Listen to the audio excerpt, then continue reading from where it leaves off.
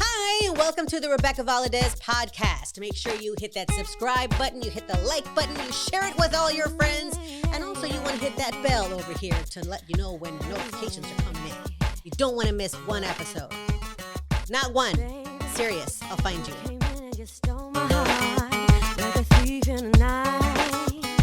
Hey guys, this is Danny Ramos with Drop Zone Films. You're tuning in to Rebecca Valadez podcast.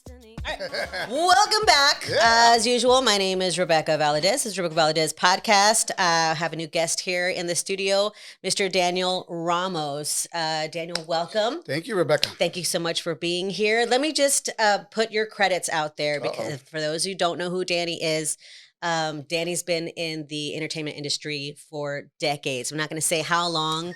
I'm just going to let that white beard speak for itself. Let's see. So you've got two indie films that you yourself produced, directed, and wrote called Margarita Man, Part 1 and Part 2. I'm working on the Part 2. Part 2, okay. Yeah, that's in development. You have a production company called Drop Zone Films. That's correct. You're obviously a member of SAG and AFTRA. You are also a member of the San Antonio Film Commission. You've worked as a field producer for NBC and Universal, and you graduated from Highlands High School. Wow, San Antonio. Yes. Take it easy. Southeast side. Southeast side, South side. I'm from the north side. I went to Smith and Valley, so put that out there. We come from different worlds, Daniel. Yeah. You also, worked with Academy Award-winning directors such as John, and I'm not going to pronounce this right again. Avildsen. That. John G. Avildsen. Yeah, he's a director and Academy Award-winning for the movie Rocky in 1976, and Karate Kid. The trilogy. So that was a good thing to be working with him on a movie in San Antonio called 8 Seconds. And I was his assistant to the director. I was going to ask you that. I remember that 8 Seconds was starring Luke Perry and Stephen Baldwin. Sexy. And unfortunately, God rest his soul, he passed not that long ago. And John Avildsen, my buddy, my mentor, he meant a lot to me. The director, John G., God rest his soul too as well. They're both now in a better place. But man, I can't believe Luke Perry passed away and now my buddy John. Let's talk about the difference between working here and working in LA. So you've already had that career in Los Angeles for a long time now. What was it like coming back to San Antonio and filming in Bulverde, Texas? A little tidbit for you. The street where the restaurant was where you filmed? Yeah. I lived on that street. My house was on that street. Yeah. Oh my God. So I lived in the woods. I'm a woods girl. But what are the differences between working there and working here? Is it better? Yeah, well, it's a lot easier when you're from San Antonio and you're born and raised and it's your hometown. So versus Los Angeles, it's just a big melting pot. So it's a little challenging at times, it's a larger city and all, but San Antonio, to me, it was like playing in my backyard, and so it was my little sandbox, and I was able to maneuver and work out a lot of great things independently as an independent producer. Director. Were you hired from LA to come to San Antonio, or were you here at the time? On the 8 Seconds movie, on the 8 Seconds, yeah, I was already here in San Antonio, and the production company, New Line Cinema. And Danny DeVito's company, Jersey Films, came to San Antonio and they scouted the spot and with the director and chose to pick San Antonio as the location for the movie. It was a good movie. Oh, was it? Thank you. I watched, yeah. I mean, I saw it and it was good. And, in the beginning, it did pretty well, but it wasn't like a blockbuster, kind of like the Rockies and the... Yeah. It was a true life story. It's a true life story. It was based on a real person. And when you're dealing with that kind of stuff, Rebecca, true life stories, you're dealing with like the Selena film. When I worked on that, you're dealing with real life people, family members that are on the set, the father and the mother. That's got to be intimidating. So, yeah, it's very tough. It's very, it's work. But at the same time, it's very a delicate situation. And the same thing with 8 Seconds. Lane Frost, true story, Luke Perry, and having Lane Frost's parents, the widow, was there, and it was very challenging. But it was, we had to focus, we had to do our job. That's so interesting. Yeah. Okay, so let's continue with this difference between LA and San Antonio because it Hmm. seems like with social media being what it is, you don't necessarily have to be in LA anymore to gain access to all these promoters and directors. There's all sorts of new apps that give you access to the people you're actually trying to find. Hmm. Do people still need to move to LA to make it in the business? Not at all. I mean, look, I was in San Antonio and I was working on huge productions. You don't have to be in LA to be, going after your career. You can make it here in Texas. You can make it anywhere you're from, especially now these days. LA is just a place where we all can get together because the studios are there, the networks are Like there. And physically when get you're together. Yeah. there, you're accessible, easy to get to the studio. And when they call you, you're able to get in there right away. When you do this location distance from LA and you're in Texas, for instance, then you have to do like self taping, you have to do like social media.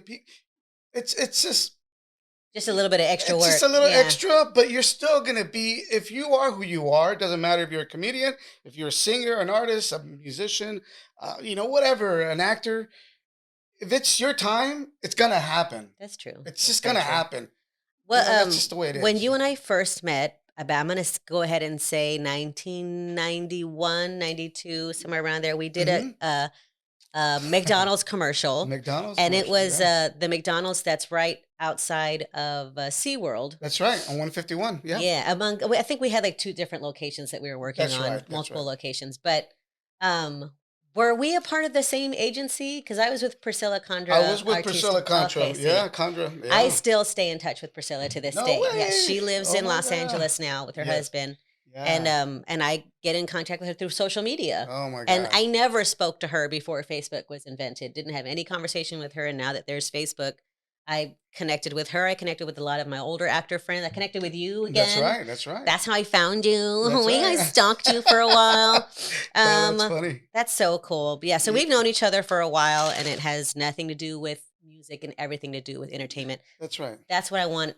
Why I wanted to bring you here because I want to let people know that there's more than just one avenue. If we're talking about musicians, you That's don't right. have to just be a musician. You could be an actor as well. That's And I correct. want to give them those outlets. So I want to hear from you, from somebody who's like made it and then come back Yeah. and has a foot in both worlds in Los Angeles and here the same way that I do.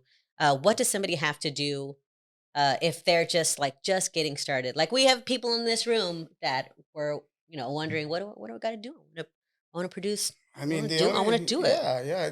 The only advice that I can give, in my position that I'm in now, By and people in the room, I mean me. I yeah, want. I want to know. the fact of the matter is that um, just develop and structure and really just take in your craft that you're good at and you're gifted. We're all gifted in some fashion way or another, right? So you just have to build on that and polish it Mhm. and make it as, polish the heck out of your trade, your talents. And if you can do that and you can polish that ring or polish that diamond, it's gonna glow. Well, And sort if of you like don't, it's like gonna get branding. dull. You have to self That's brand so correct. that That's people when correct. people look at you, they know what they're looking for. They're That's looking correct. at a brand, and that's not an easy thing to do. No, no, but you have to study. You You have got to to read. condense. You have to, study your lines. You have to read books.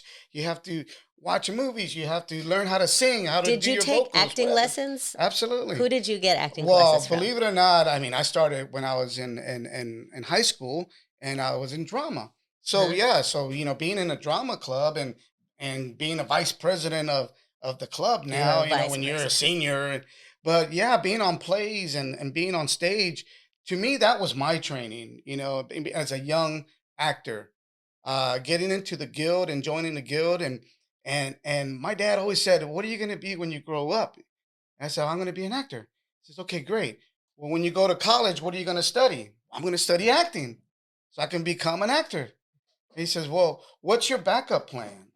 No backup Because plan, Dad. there is no backup plan. I'm going to be an actor. He says, "Well, believe it or not, sometimes you do have to have a plan B because not every actor is, we're all successful in our own worlds to become actors or whatever. But you might not get that special break, and you could be waiting for years to get that Did break. you end up getting a side job? Like, what were some of your side Absolutely. My jobs? side job was to say, you know what? I'm going to study the lights and the microphones and the cameras, Oh, there and you I'm going to go. start production because I'm going to be involved in this somehow or another. If I'm in front of the camera or behind the camera, this is my world. Nice. And when I worked on with you on the McDonald's commercial, I was in the production side of it and also an actor I in the noticed McDonald's. that. I I remember had that. two roles in that as a production person, and the director casted me as a soccer guy biting into a hamburger, and it was a principal role. Tons of hamburgers we had to bite into So because you it know, had to be a fresh burger every time. You can't bite and you into a bite and bitten you have to. hamburger. It's amazing. It's amazing how working on a hamburger commercial or McDonald's or whatever it is, you bite and smile. You have to bite that hamburger, and then after a while, when they say cut, you either swallow it or you spit it out. And because you're going to do several takes, so they have a bucket for you on the side, and I you just remember keep on that. tossing it, tossing it, tossing it. Bleh. But the fact of the Bleh. matter is, when you got on camera, well, you shined. You bit the hamburger. So it's beautiful. Now, I understand that you're doing a project recently about Britney Oh, Spears. Talk to me. How did you get involved with that? um, the Britney Spears. Well, I had a contract for about 3 years as a producer in Los Angeles, and my contract was over. So you could say that I was unemployed at Being that chick point. contracts. Contracts in LA, Sorry. cost of living is pretty high. So there was a guy in my apartment complex that Selling drugs. yeah, And I know. that wasn't selling drugs, but that he was actually from Texas, of Austin, Texas, and he was a paparazzi, and he knew I worked on films. So he says, "Hey, what are you doing?" Like I said, "What? So you're from Texas? You're a paparazzi? What is that? You're like one of those guys that chase like people around and like Lady Diana? Like, are you guys responsible for that?" And it's like, "No, that's a misconception or whatever. We're nice guys and we're this." And then I said, "Oh, really? Well, then let me follow you. I got my cameras, Mhm.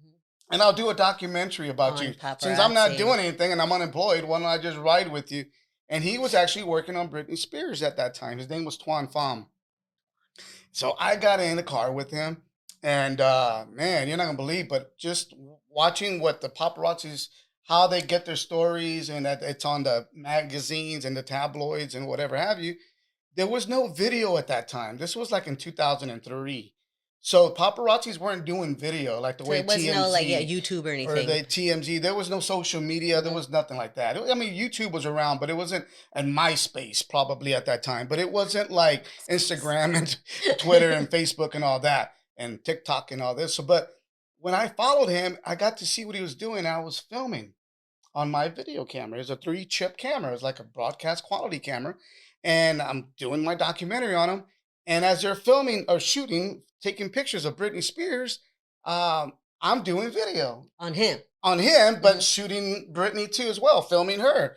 And so she was buying some flowers for Shar Jackson, which is Kevin Federline's ex. His Yeah, other and she was lady. having a baby while Kevin was with Britney, and she was buying flowers for the ex. So you go She figure. was buying flowers for the pregnant ex Yeah, while she was boning her baby daddy. baby daddy, and that's what was happening. They ended up making a That's reality show. America. So getting that video, Rebecca, was amazing because the paparazzi agency wanted that photo. They wanted to see Now, the pictures and the video. does Britney's people, did they send out messages to the paparazzi to let her know where she's going to be? Like, how do they find out where she's going? There's a lot of Do you have to stay in front of her house and wait for her to leave? there. That's what you call doorstepping, is what the guys do. That's what you doorstep a celebrity, and you wait down the corner of where they live. But yeah, there was a lot of agendas from the managers, from the publicists, from their friends, their family members to say where she's gonna go next. I want to be that So famous. yeah, I want so people there's to a, follow me around and you know town. what? Even when you're famous like that, like for instance Janet Jackson or Michael Jackson or whoever it is, the valet guys or the chef or the cook or the staff at the restaurant or at the clothing store, they call They in and call, they yeah. they tip Because I us up. noticed, like, when I So was there's a lot of touring stuff that goes on. with Janet, she always entered through The back. the back. Mhm. So if she wanted to be seen, that's when they would go through the front. Because there was always people in the front, and Right. they never saw. You won't see a whole lot of paparazzi on Janet because she doesn't do it. She doesn't want to Right. get caught candidly because it's It's a lot of pressure. It's a You lot have of to be pressure. like on and ready to ask Right. questions. They're going to ask you all kinds of shot questions and stuff, Yeah, and but you know, that's a lot of pressure when on when somebody. you're a celebrity, sometimes believe it or not, because I've seen like Miley Cyrus or Taylor Swift or whoever it is, Tom Cruise, and the paparazzis are all around them, and you could tell that they that feels good for their ego. Yeah, You know, they love I that. want it. I They want it. they love that. But then when they have it enough, they want to say, okay, that's enough, stop. But But then, is that but scripted it's though? Do they is that whole interaction sort of like a I'm gonna you tell know you get away from me, no, because paparazzi, leave me alone, but right. really I called you to be here Right. and So you have to kind of like you don't know what you're like bipolar. You don't know if this is the day you really want it or this is the day you don't, or you're saying that, are you tricking me? oh, I see. Like what are you guys doing here? Duh. You called us. Somebody told us that you were gonna be here. Like You literally called my phone 5 minutes ago. whatever it That's why I'm here. was. So sometimes it's a mind game, hmm and you're just you can't get caught up in that mind game. You got to just do your job, Now and that's you whatever you do. eventually became a paparazzi. You know what? I fell into it, and I didn't want to. It sucked me in like a spider web. The money's amazing, and again, it was a situation where you're living in LA, and you got bills to pay, and you got things, and so yeah, you don't want to be a paparazzi. I don't think I said, you know what, I want to be a paparazzi when I Some grow people up. do though. Some Some people are people like, man, I do. love this job. But and my thing was as a filmmaker, I got caught up in that whole thing, But and it paid off because you got a documentary coming out soon. yeah. Tonight. Well, we're Well, filming this on Friday. What's today? it's Friday February the the 5th. February the 5th. And there's a documentary. It was done by the New York Times. Mhm. Samantha Stark directed it. And what the New York Times what they did is because I was getting all this footage of Britney Spears back in the days, they utilized my archive footage. All right, Wait, party time. somebody just got fired. I'm Margaritas. just kidding. No, but that's cool. There's Yeah, they use a lot of my footage, and they brought me on to I want to talk a see little bit that, about and that's going to be on Fox. It's gonna be on FX. FX Okay. on Hulu streaming, and it's gonna be FX on channel FX. Now, as a member of the paparazzi, at one point you had an altercation Mhm. that garnered tons, like I'm talking thousands of different magazines and websites featuring your name. And I think you know what I'm talking about. You got pushed by Kanye West, dude. Oh yeah. That was very. Is he? How is he? Is he? I mean, Look, I've all I only can say- ever seen like you know Ellen what? interviews of him where he's just downright crazy. But is he actually a cool guy? He's really a nice guy. Really, Kanye West is a nice guy. But is he though? Well, I don't know. I don't know Right? him that I don't know well. him that well, yeah. And but when I had an encounter with him, we resolved it, and we resolved it with the handshake.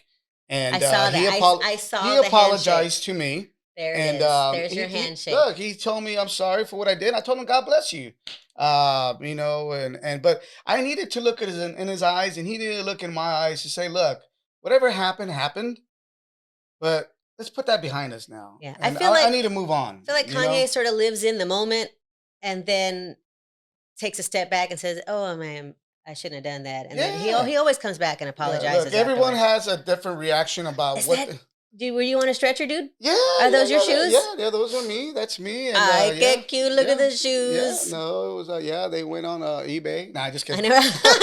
No, but it was one of the situations that happened. I Mhm. didn't, no one asked for things like this or No, what that was happened. your lawyer. Yeah. Oh yeah, Gloria She's like Aldred. Gloria Aldred is a represented huge me, lawyer. and Did she's. she find you or No, I found her. you found her? Oh Okay. yeah, no, I called her up and said, look, this I just want to make this right. Yeah. And was not right what happened because I was doing my job. I didn't do anything that I deserved to get what I got coming to me. Yeah. Now, if you're pissing somebody off and maybe using bad language and profanity and making fun of, and so I can see somebody get irritated and get very upset at you and say, will you please stop that? I get irritated just on like Facebook Just comments. Facebook comments. Yeah, you okay? gotta So tell myself, don't sometimes engage, Rebecca. when you're a celebrity, there's that line. and they can't cross it, nor can the paparazzis cross that line either. So it's a two-way line. If a paparazzi crosses a line, they're gonna go to jail. They're gonna get punished. Have they gone to jail? Do you know of Oh anybody who yeah, crossed yeah, that yeah. There's line? some bad apples. There's some bad apples out there, and there's a lot of great guys, and there's female paparazzis too. And so there are great people out there. They're just trying to make a living, trying to put food on the table. Just going out there. They enjoy taking pictures of celebrities. Maybe they can't shoot for People Magazine because they're not hiring them to be professional cameramans in Rolling Stone, but their photo might just be on that magazine Right. from the paparazzi side. So to them, it's like a dream. Like, man, I would love to shoot for Rolling Stone, Yeah. but I'm never going to get that opportunity. So the only closest thing I can get to that is if I shoot the celebrity out here and they buy it and they use my photo and they give me a credit for And that. that sort That's of what they go falls for. in line with what you were talking about earlier. Like if you're going to be an actor, Yeah, let that second thing that you do at least be something that opens the door to acting as well. absolutely. Like, yeah, if you're going to be Yeah, but don't go be a don't be a master painter. chef, go Yeah. and be a sous chef for That's somebody right. and Don't go take, be a painter or a construction guy because yeah. that won't have any relation to what you're trying to build your infrastructure and your comfort zone. That this is what I love to do. This is the lights, the cameras, the this, the that, whatever it is, entertainment, acting, singing, dancing, whatever it is. Uh, you polish it up Mhm. and you make it. You only live once, so you might as well just make the best of your life and have fun with it. And we're already going through enough stress as it is around the world, wearing masks and being afraid of we're going to die. There's people dying right now. And we're trying to be positive and trying to move forward and living our lives and having this beautiful, wonderful podcast that you have going on right here. And we still have to move, even though somebody just died right now. They did. I And have there's two nothing that I could do funerals about this it. week alone. So, Um, life it, is bigger than. if you came across somebody who had it that you saw in them amazing talent, Uh-huh. and you saw that they probably, I know, right, like myself, You're good. like Okay, myself. where is this leading to? Well, really, what I'm trying to say Okay, is, there you go. Ah, we're um, talking. what, and you saw that maybe either they were either being taken advantage of, and that you saw that they were never going to get the opportunity that they deserve. How would you, as a successful producer so far, would you aid that person, or would you tell that person, screw off, you're on your own? No, I mean, I would do whatever I can to help anybody. I believe in karma. Hmm. And karma is, what, if you're not careful, Hmm. and so you just do. You want to do great things to help somebody else out because in return that could help you maybe later in the future. Maybe the person that I'm helping is going to help me 10 years from now Right. because they might I go to know. another level. I So heard a why piss off them? Why story. not help out somebody when you can? Exactly. I heard a story about a very famous singer who, when she was coming up, not Taylor Dane, she had a really deep voice. Crap, I'm not going to remember who the That's heck a, she is. She's hella famous though. mm-hmm. Her clothes came off accidentally on stage one day. Uh-oh. She got a big butt, great voice. Oh God, I can't remember. Anyways, but she had given her demo out to a number of different people. One of them was a producer that I had worked with, and he basically threw it in the trash. He said it was trash. Mm-hmm. And then come to find that that woman turned out to be one of the biggest pop stars of Sure. all time. Yeah. And I feel like that happens. What do you say? What do you say to somebody who's had so many doors just closed to them? Do you tell them to continue? Like, at what point do you tell Yeah. somebody, maybe you just shouldn't, maybe you just shouldn't do it anymore? Well, yeah. I mean, if you have a lot of people saying that you suck and you're not good, then obviously, and you're still going at it for 10 years and you still are not good, and it's not making fun of anybody. It's just that maybe they're not cut out for it. Maybe they're lacking something that they're not seeing. In their mind, they might be good, but in other people, they're not. They're not. No one's buying it. Hmm. So maybe they should look into doing something else. At least in the meantime. But like, don't give up. Don't give up right away. Don't. You're gonna get rejected a lot. I know who it is. It was a lady who sings "Take Back the Sour Goodbye, Bring Back the Joy." Oh yeah, Sonny. No, not her. He's too young. He doesn't know. Yeah, Tony Braxton. He knows. It's Tony Braxton. Yeah, Tony Braxton gave one of my producers her demo, like in a. Oh, wait, I was supposed to turn that off. Gave him her demo in a cassette disc back in the day. Okay. Tony Braxton gave not my producer, but one of my managers back in the day gave him her demo, and he just threw it in the trash. I've had people literally throw my disc in the trash in front of my mom, not knowing that she was my mom, and just said it was trash without even listening to it. You know, look, everyone didn't even listen. It's just that there's people out there that just do that, and there's people out there that really do care, and they say, "Look, what if I get a chance, I'll listen to it," and then they'll put it up. They're not going to throw it. They're not going to try to humiliate you or just put you down, and that's kind of rude. And let's see if they're still in the business or not. Maybe they're not in the business anymore. I don't know. Sometimes you can't focus too much on that either. It's what it is what they're going to do, and you can't control them. All you can do is control yourself and what you can do. And but just like the Bohemian Rhapsody, you know, when they finally got to, you know, you wankers, you guys are not going to be nothing. And Mike Myers, you know, the guy that was running this recording studio, said that they're not going to amount to nothing, you know. And then all of a sudden they're playing at Live Aid or whatever, Live Aid and best band of all time. And now he's sitting at his desk going like, I'm going to be the man that lost Queen, you know. And I think that's sort of the thing, like back in the day, especially, well, we were here locally, speaking of the Tejano music industry, back in the day, there used to be record labels who would sign Tejano artists. Of course, and when you have money behind you, it's easy to make things, not 100% easy, but easier to make things happen. Yeah. And now that we don't have that. Yeah. There are no labels picking this up. There's a couple of local labels, independent, but they don't have the kind of money that the big record labels had back in the day. Yeah. And but ultimately, you don't necessarily need that anymore. And social media has opened that door for everybody. You don't have to conform to any one thing. And we were just in the studio the other day. We were at a Slack Monster studio with Severo. He's a producer here in San Antonio, and we were like, we could do whatever the heck we want. Like, who says we got to do Tejano? Maybe we want to do salsa. We can just do a single and mix salsa and do it in English and do this and bring this person in. And then just what's stopping us from doing it? There's literally nothing. There's no record label telling you can't do it. No, you can do it. But in your opinion, what formula does it take to be a star today with like the new Me Too movement, with bigger women coming up and making a name for themselves, like the Melissa McCarthy's, the Lizzos?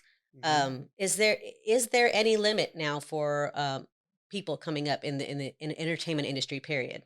Oh, in my opinion, sky is the limit.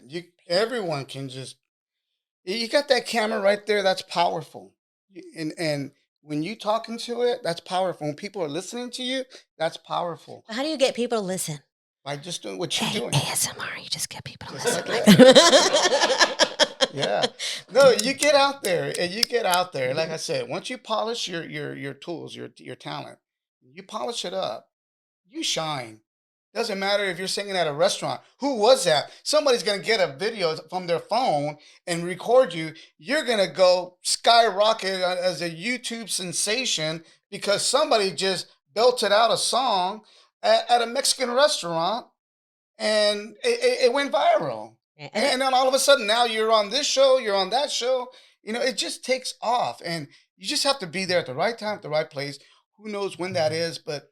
It's like a lottery. But it is. But you have to know that you shine whatever your tools are and your gifts.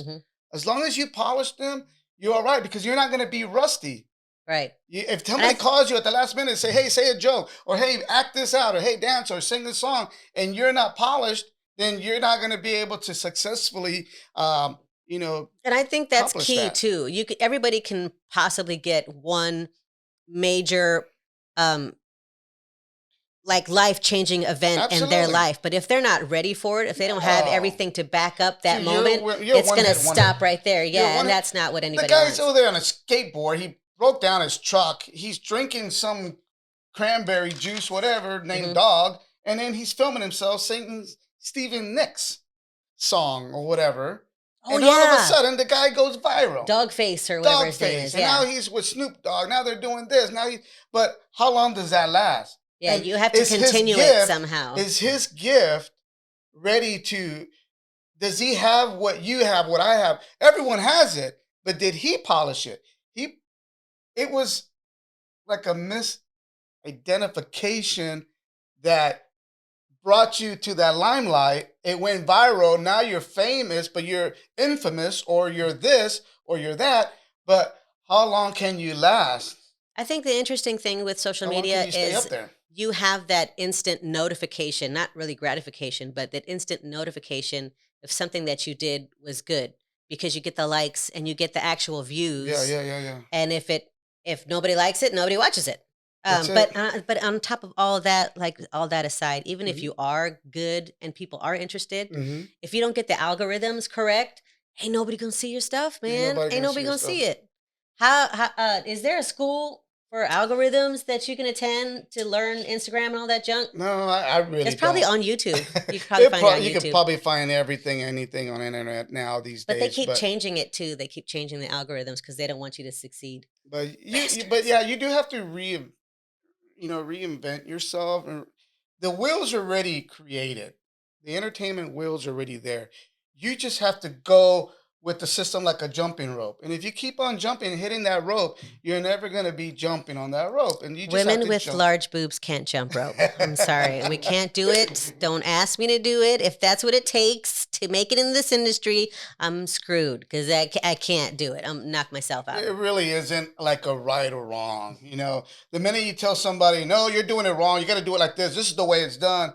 They do it the other way, and then that's the way that takes them off. It's like, damn if you do, damn if you don't. You just do what you have to do to get where you need to get, wherever that is. You know Man. what I mean? Let the studios and the networks figure out who the next primetime person is going to Mhm. be on TV. And it might just be Rick Gutierrez.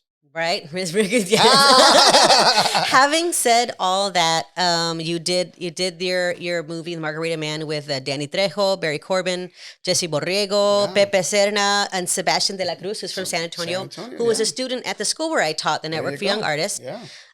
How did it feel to be a provider of opportunity at that point instead of looking for opportunity like as an actor or a Right. paparazzi? You were actually Yeah. providing opportunity for somebody. Well, that's exactly what we've been talking about in the show is you create, you develop.